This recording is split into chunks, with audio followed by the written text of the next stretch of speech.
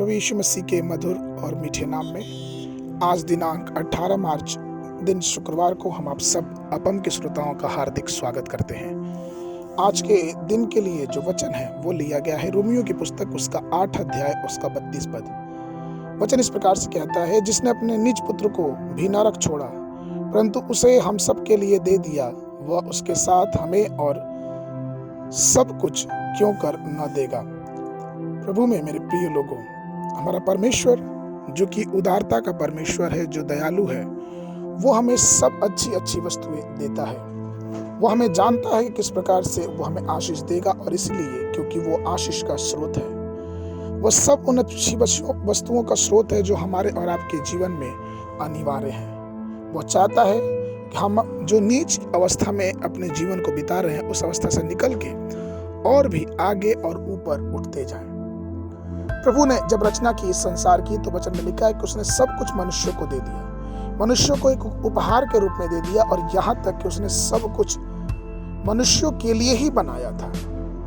लेकिन कई बार ऐसा हुआ कि हम पाप के कारण उस सारी चीजों पर से अपने अधिकार को खो दिए। लेकिन प्रभु यीशु मसीह ने अपने आप को इस धरती पे लाकर, अर्थात परमेश्वर पिता ने जब यीशु मसीह को इस धरती भेजा तो मसीह ने अपने सारे वादे को पूरा किया।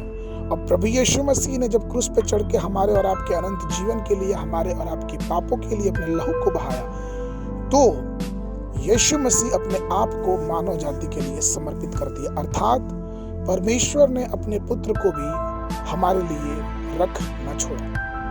कहने का तात्पर्य यह है प्रभु लोगों कि हमारा परमेश्वर हमसे इतना प्यार करता है कि उसने अपनी सारी चीजें तो हमें दी, संसार की सारी भलाइयाँ, सारी अच्छाइयाँ उसने हमको दी, लेकिन उससे बढ़ के हमारा परमेश्वर जो कि जिंदा है, उसने हमारे लिए अपने प्राण को भी दे दिया। पहला कुरिन्थियों की पत्री उसका 11 अध्याय 23 से 25 पद वचन कहता है कि प्रभु यीशु मसीह जिस रात वो पकड़वाया गया था, रोटी ली और धन्यवाद करके उसे तोड़ी और कहा कि यह मेरी देह है जो तुम्हारे लिए है, मेरे स्मरण के लिए यही किया करो।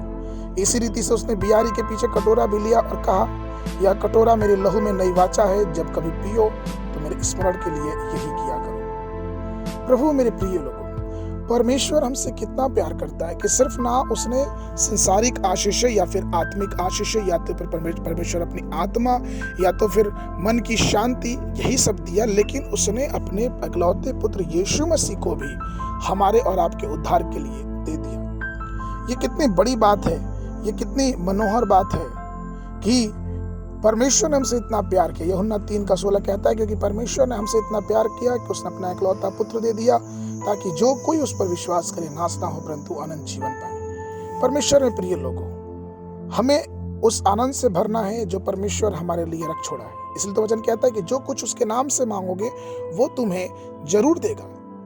वो इसलिए देगा क्योंकि जब उसने अपने आप को ही हमारे लिए नहीं रख छोड़ा तो वो इस संसारिक आशीष, आत्मिक आशीष क्यों कर ना देगा। इसलिए आइए उस महान परमेश्वर से प्रार्थना करें, मांगे, जिसने अपने पुत्र को भी हमारे लिए ना रख छोड़ा।